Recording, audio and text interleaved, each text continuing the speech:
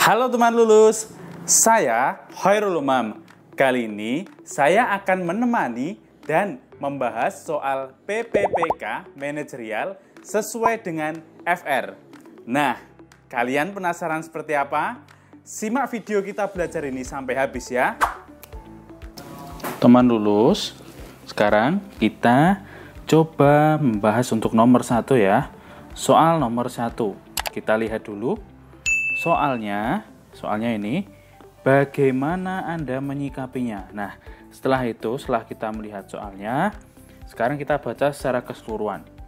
Salah satu rekan Anda saat diklat kompetensi guru memiliki karakter yang tidak Anda sukai sama sekali. Beberapa tahun kemudian, Anda bertemu lagi dengan rekan tersebut karena Anda telah menjadi kepala sekolah. Di sini Anda sudah menjadi pimpinan ya, berarti ya. Dan ditugaskan di sekolah tempat ia mengajar. Nah, setelah beberapa bulan Anda berada di sekolah tersebut, secara tidak sengaja Anda mendengar ia sedang membicarakan tentang keburukan Anda kepada rekan-rekan guru yang lain. Nah, sejak saat itu Anda semakin tidak menyukainya. Suatu ketika sekolah Anda akan mengadakan acara penyambutan kepala dinas pendidikan yang waktu persiapannya sangat singkat, yaitu hanya 1 minggu. Nah, dalam hal ini, Anda harus memilih ketua panitia acara yang dapat bekerja dengan cepat dalam waktu yang sangat singkat, agar acara dapat terlaksana dengan efektif. Nah, di sisi lain, Anda mendengar dari mulut ke mulut bahwa rekan kerja Anda yang bermasalah tersebut selalu menjadi ketua panitia di lingkungannya. Bagaimana Anda menyikapinya?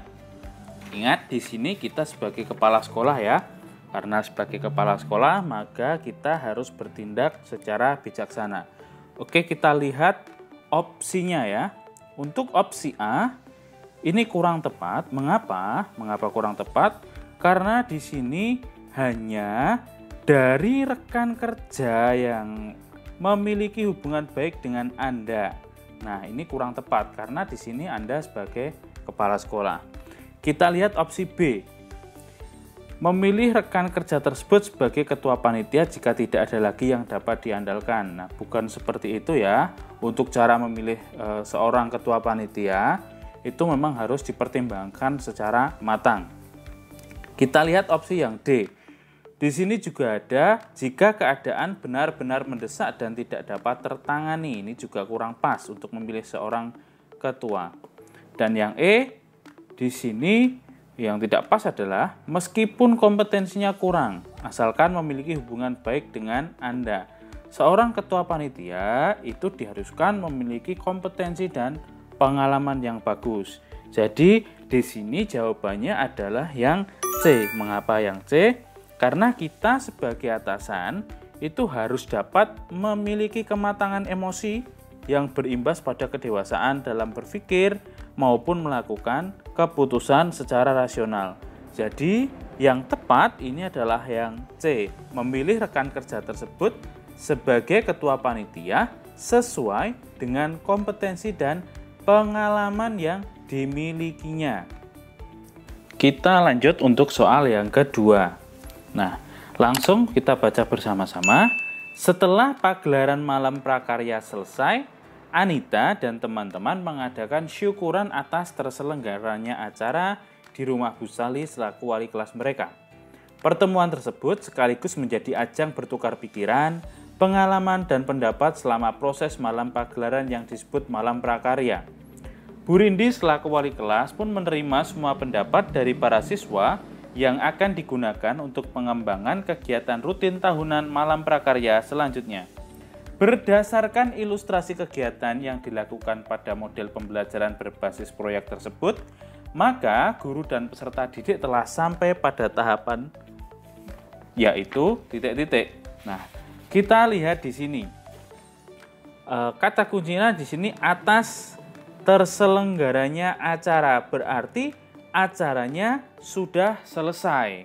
Kalau acaranya sudah selesai, maka bagian terakhir dari suatu kegiatan adalah yang E, evaluasi proses dan hasil. Apakah itu evaluasi proses dan hasil? Nah, Evaluasi itu proses adalah kegiatan ketika guru dan peserta didik pada akhir proses pembelajaran melakukan refleksi terhadap aktivitas dan hasil tugas proyek. Proses ini dapat dilakukan secara individu maupun kelompok. Nah, pada tahap ini peserta didik diberi kesempatan untuk mengumpulkan pengalamannya selama menyelesaikan tugas-tugas proyek. Nah, tahap ini juga dipakai sebagai umpan balik terhadap proses dan produk yang telah dilakukan. Jadi, ini kata kuncinya di atas terselenggaranya acara. Acaranya berarti sudah selesai, maka yang dilakukan adalah evaluasi proses dan hasil. Sekarang kita menginjak ke soal yang nomor 3. Langsung kita baca dulu saja. Dalam proses pembelajaran di kelas, guru tidak hanya mengembangkan ranah kognitif pada siswa, tetapi juga ranah psikomotorik dan afektif. Nah, suatu hari Anda sedang mengajarkan para siswa di kelas 4 SD cara menggambar seekor kelinci dengan baik dan benar. Para siswa di kelas pun meniru apa yang telah Anda ajarkan dari mulai teknik sampai dengan hasil akhir, meskipun belum sempurna. Berdasarkan kegiatan yang telah Anda lakukan, pernyataan yang tepat adalah titik-titik. Nah, di sini adalah menggambar ya, kata kuncinya cara menggambar seekor kelinci dengan baik dan benar. Menggambar itu berarti sama saja kita menggerakkan koordinasi tubuh kita ya. Karena koordinasi tubuh kita, maka ini yang tepat adalah psikomotorik. Jadi yang D dan E ini sudah kita eliminasi, yang D dan E.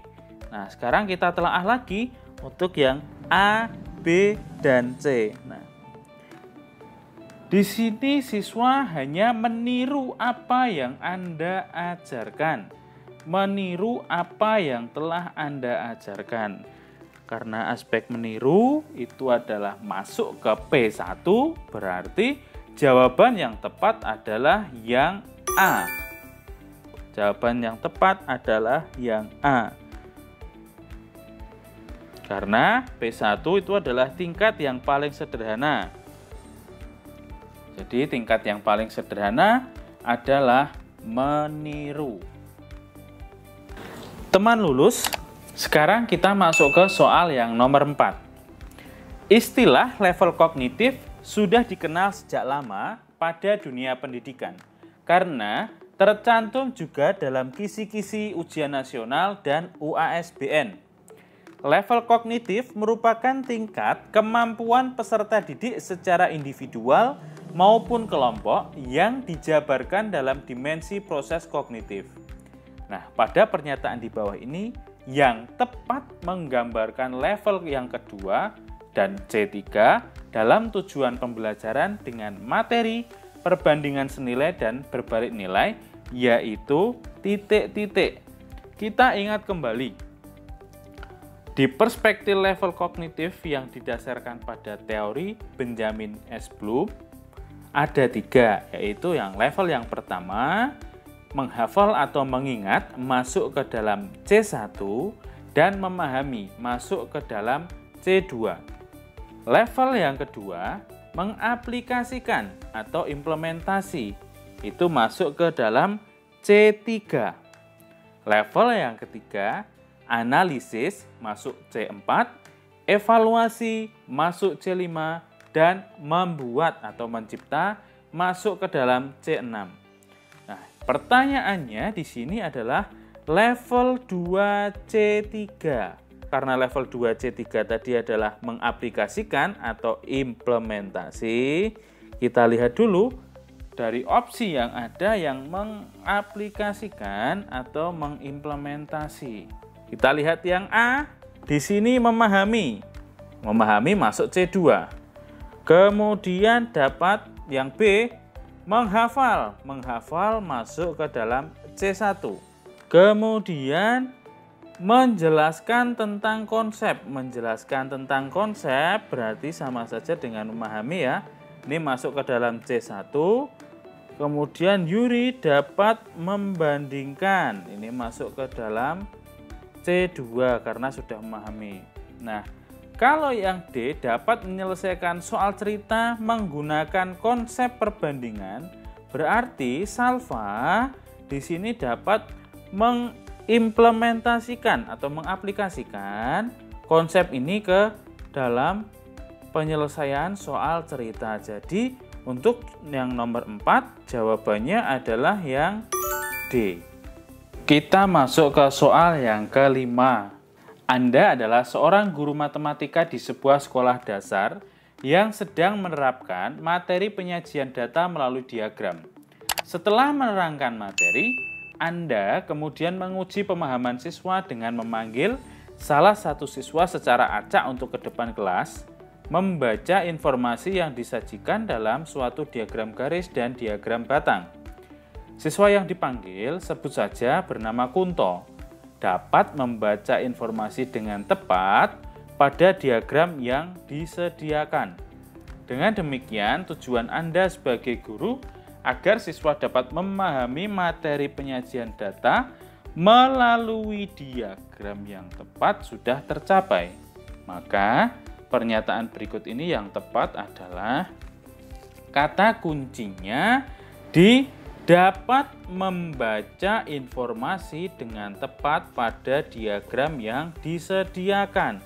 Nah, kita ingat kembali level kognitif yang sudah dikemukakan oleh Benjamin S. Bloom. Levelnya ada 3. Yang pertama, menghafal atau mengingat masuk ke dalam C1 dan memahami itu masuk ke dalam C2. Ini level yang pertama ya, karena di Benjamin S. Bloom ini cuma ada 3 level. Jadi untuk level 4 dan level 5 ini kita bisa skip, tinggal level 1, 2, dan 3. Nah, di level 1 ada menghafal, mengingat, dan memahami. Dan level 2 ada mengaplikasikan. Sedangkan yang terakhir adalah level 3 yaitu analisis, evaluasi, dan membuat. Di sini Kunto dapat membaca informasi dengan tepat. Nah, berarti soal nomor 5 yang tepat adalah yang A. Karena di situ hanya masuk ke dalam ranah C1 yaitu menghafal atau mengingat dan memahami C2. Di keduanya tersebut masuk ke dalam ranah level 1. Nah, teman lulus, bagaimana dengan soal-soal manajerial yang telah kita pelajari tadi? Nah, tipsnya adalah yang pertama, kita harus jeli dan cermat dalam membaca soal. Dan yang kedua, pilih jawaban yang terbaik. Nah, teman lulus, kita lulus juga mempunyai paket belajar untuk PPPK khusus untuk guru. Nah, belajar di Kita Lulus itu super menyenangkan. Mengapa? Karena kelasnya sangat interaktif. Jadi, kita bisa tanya langsung dengan tentor maupun ke asisten tentor. Nah, simak paket-paket ini.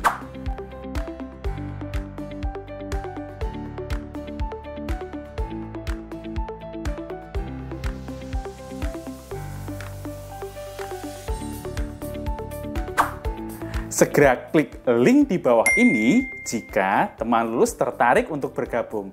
Dan silahkan gunakan kode promo YTOUMAM50. Nah, semoga soal-soal yang kita pelajari dalam video ini bisa membantu teman lulus dalam memahami materi dan bisa lolos PPPK di tahun 2021 ini. Nah, sampai ketemu ya di video kita belajar sosiokultural.